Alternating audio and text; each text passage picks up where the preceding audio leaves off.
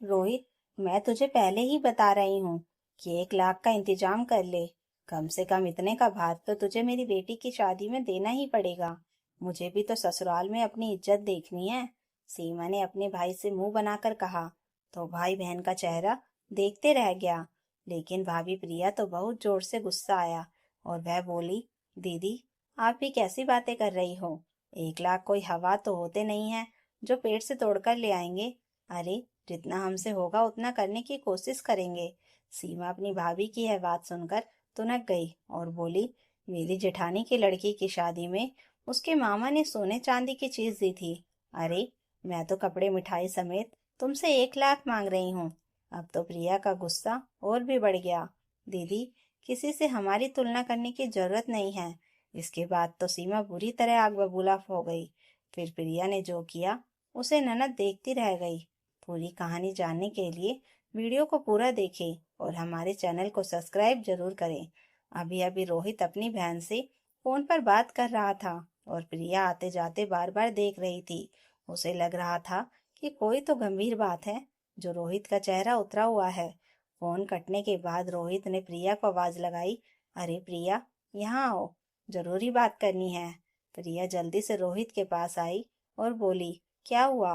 रोहित बोला, सीमा दीदी की लड़की रिया की शादी तय हो गई है। रिया ने सुनकर हंसते हुए कहा, यह तो खुशी की बात है, लेकिन तुम्हारा मुंह क्यों लटका हुआ है? रोहित सोफे पर बैठते हुए बोला, अरे प्रिया, चिंता की तो बात है, क्योंकि दीदी ने मुझे फोन पर कहा है कि अब तू भात की तैयारी कर। भात ऐसा होना चाहिए कि सब लोगों की आंखें फटी रह जाए। रोहित की यही बात सुनकर प्रिया जैसे गुस्से में एकदम पट पड़ी। तुम्हारी दीदी जब देखो लेने की ही बात करती है। क्या कभी उन्होंने हमारा हालचाल जानने के लिए भी फोन किया है? हम किस हाल में जी रहे हैं, इससे तो उन्हें कोई लेना देना ही नहीं है। उनसे साफ साफ कह दो, जितना बनेगा उतना करेंगे। उनके रिश्तेदारों की हमने ठेकेदारी नहीं ली है। रोहित प्रिया की बात सुनकर खामोश बैठा रहा और सोचने लगा कि इस मुसीबत से बचने का आखिर क्या रास्ता है। आमदनी तो बढ़ नहीं सकती, क्योंकि एक निश्चित सैलरी हर महीने आती है जिसमें खर्च भी फिक्स है। अब ऐसा क्या किया जाए कि दीदी बुरा भी ना माने और काम भी हो जाए। रोहित ने प्रिया से धीरे से कहा, काम हो कम हो या ज्यादा, मगर भात तो देना ही पड़ेगा। अगर मेरा कोई और भाई होता तो यह खर्चा आधा आधा हो जाता, मगर अब मुझे ही करना पड़ेगा। क्या करें, समाज और रिश्तेदारों में रहते हुए रस्में भी निभानी पड़ती है। प्रिया चुपचाप खड़ी रोहित का मुंह देखने लगी। तभी उनकी बेटी दिव्या ने आकर कहा, मम्मी, टीचर ने डायरी में कुछ लिख कर दिया है। प्रिया बेटी की डायरी खोलकर पढ़ने लगी तो वह टीचर के हाथ का नोट पढ़कर माथा पकड़कर बैठ गई। एक मुसीबत आई नहीं कि दूसरी भी साथ चली आई। प्रिया का परेशान चेहरा देखकर रोहित ने पूछा, क्या बात है, ऐसा क्यों बोल रही हो? तो प्रिया ने कहा, आप देखो ना रोहित, रिया के स्कूल वालों ने 2,000 जमा करने को कहा है। बच्चों को वाटर पार्क ले जा रहे हैं। पता नहीं और बच्चों के माँ बाप बोलते क्यों नहीं है। हर महीने किसी न किसी बहाने पैसे मांगते ही रहते हैं।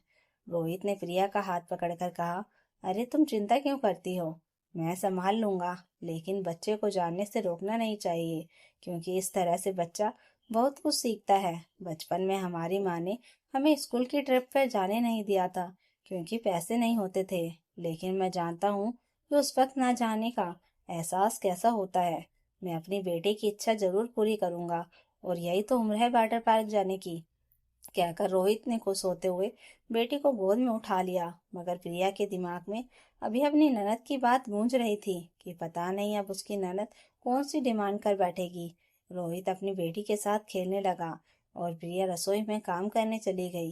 वह पिछली बातों को याद करने लगी, जब सीमा ने रोहित पर अपने ससुराल वाली इच्छाओं का कितना दबाव बनाया था। सासू माँ कमला देवी, जो इस समय गांव में रह रही थी, बेबी कभी रोहित के पास रहती थी। सीमा की शादी को काफी साल हो चुके थे और उसकी बेटी रिया भी अब 25 साल की थी। एक बार सीमा ने फोन करके अपनी माँ कमला देवी से कहा, माँ, मेरे घर का एसी खराब हो गया है। आप तो जानती हैं कि एसी के बिना मुझे नींद नहीं आती। आप रोहित से कहिए ना कि इस बार रक्षाबंधन में एसी भिजवा दे। रक्षाबंधन का त्योहार भी हो जाएगा और मेरे घर में एसी भी लग जाएगा। आपको पता नहीं है कि मेरी जेठानी मुझे कितना चिढ़ाती है कि मैं अपने भाई से कहती तो मेरा भाई तुरंत नया एसी लगवा देता। अरे मेरा भाई तो लाखों में एक है। कमला देवी ने यह बात सुनी और रोहित से कहने लगी, जबकि रोहित की शादी को ज्यादा समय नहीं हुआ था और वह माँ का खर्चा भी उठाता था। यहाँ तक कि अपनी शादी का खर्च भी उसने खुद ही उठाया था, जिसमें सीमा ने उपहार में सोने की चैन की मांग कर दी थी। कमला देवी ने इतना दबाव डाला कि रोहित को अपनी माँ के कहने पर वह चैन लाकर दी, जो वह असल में अपनी पत्नी प्रिया को देना चाहता था। प्रिया यह सब चुपचाप देखती रही। एक बार प्रिया ने रोहित से कहा, इस बार मुझे करवा चौथ पर पायल दिलवा देना।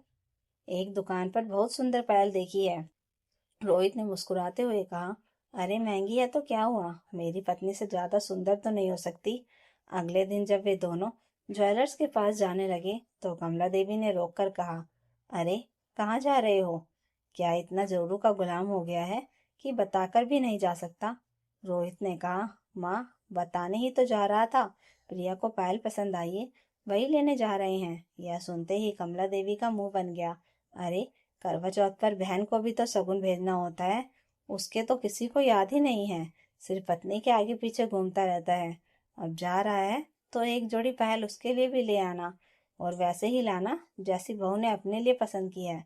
यह सुनकर रोहित हक्का बक्का रह गया, क्योंकि तनख्वाह अभी आई नहीं थी। उसने कहा, माँ अभी तनख्वाह आई नहीं है, आप पैसे दे दो, मैं बाद में दे दूंगा। कमला देवी गुस्से में बोली, बेबी के नाम पर तो तेरे पास पैसे होते हैं, मगर बहन के नाम पर चवन्नी भी नहीं होती। बहनों को देने से घर में बरकत होती है। रोहित चुप हो गया। बाद में उसने प्रिया को लेकर जाकर पायल दिलवा दी और घर लौटा तो माँ फिर गुस्से में बोली, तू मेरी बात की कदर नहीं करता, अब देख लेना। अगले दिन सीमा घर आ गई और शालिनी अब प्रिया को ताने देने लगी, मेरे ही घर में कोई मेरा पत्ता साफ कर देगा, यह नहीं सोचा था। फिर कमला देवी ने 10,000 रुपए निकालकर सीमा के हाथ में रख दिए और बोली, यह ले बेटी, किसी ने तुझे नहीं पूछा तो मैं ही दे देती हूँ। रोहित यह देखकर हैरान रह गया। माँ आपने कहा था पैसे नहीं है, फिर अब 10,000 कहाँ से आ गए? तो कमला देवी बोली, अगर 5,000 देती तो पता कैसे चलता कि बहू और बेटी में फर्क क्या है। बेटी हमेशा ज्यादा की हकदार है। यह सुनकर प्रिया की आंखों में आंसू आ गए। बाद में उसने कहा, मम्मी बहू और बेटी में फर्क आप ही करती हैं। आप हमारे साथ रहती हैं, हम सेवा करते हैं, फिर भी मैं ही बुरी लगती हूँ। कमला देवी बोली, हाँ तुझे देखकर मेरा दिन खराब हो जाता है। प्रिया बोली, तो फिर हमारे साथ क्यों रहती हैं? अपनी बेटी के पास क्यों नहीं चली जाती? वहां तो पैसे की बरसात होगी ना। यह सुनकर कमला देवी गुस्से में अपना बैग पैक करके गांव चली गई। अब वे वहीं रहने लगी। जब रोहित ने माँ को फोन किया और सीमा के बारे में बताया तो माँ ने कहा, तुम लोग अपने आप देखो, मैं अपना दूंगी। कुछ दिन बाद कमला देवी का फोन आया, मैं घर आ रही हूँ क्योंकि कल सीमा तुम्हारे पास बात का तिलक करने आ रही है। अगले दिन सीमा अपनी बेटी रिया के साथ आई और बोली, बस धीरे धीरे शादी की तैयारी चल रही है, तुम अपनी ड्यूटी के लिए तैयार रहना। रिया मामा को बता दे कि तुझे क्या चाहिए। रिया बोली, मामा मुझे हल्दी पर पहनने के लिए एक लहंगा चाहिए, ऐसा कि सब देखते रह जाएं। सीमा ने हंसकर कहा, और हाँ रोहित, मैं तुझे पहले ही बता रही हूँ कि 1 लाख का इंतजाम कर ले, कम से कम इतने का भात तो देना ही पड़ेगा, मुझे भी तो ससुराल में अपनी इज्जत देखनी है। यह सुनकर प्रिया बोली, दीदी आप भी कैसी बातें कर रही हो, 1 लाख हवा तो नहीं होते, जितना हो सकेगा उतना करेंगे।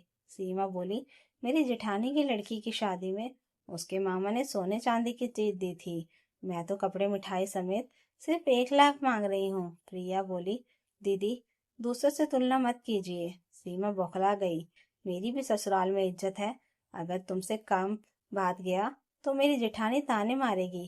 तभी कमला देवी भी गांव से आ गई और बेटी को डांटते हुए बोली, सीमा तेरे लालच की कोई हद नहीं है, तूने मुझसे भी फोन पर कहा था कि शादी के लिए 2 लाख चाहिए, अब बेटे से 1 लाख मांग रही है। मैं तेरी चाल समझ गई हूँ, उस दिन तेरा फोन ठीक से कटा नहीं और मैं सुन रही थी। माँ और रोहित से 3 लाख आ जाएंगे तो सारा खर्च निकल जाएगा। मुझे लगा था मैंने अपने बेटी को अच्छे घर में भेजा है, पर तू तो बहुत छोटी सोच के निकली। सीमा यह सुनकर चुपचाप वहां से चली गई। कमला देवी ने प्रिया से कहा, बहू मैं हमेशा तुझसे नाराज रहती थी, मगर आज सच्चाई समझ आई। सीमा हमारे बीच फूट डालना चाहती थी। अब मुझे तब समझ में आ गया है यह कहकर कमला देवी की आंखों में आंसू निकल आए। रिया ने उन्हें गले लगा लिया। रोहित ने भी माँ को गले से लगा लिया। तो दोस्तों, अगर कहानी अच्छी लगी हो तो लाइक कीजिए, कमेंट कीजिए और हाई बटन दबाकर हमें और कहानियाँ लाने के लिए मोटिवेशन दीजिए और चैनल को सब्सक्राइब जरूर कर लीजिएगा। Thank you for watching.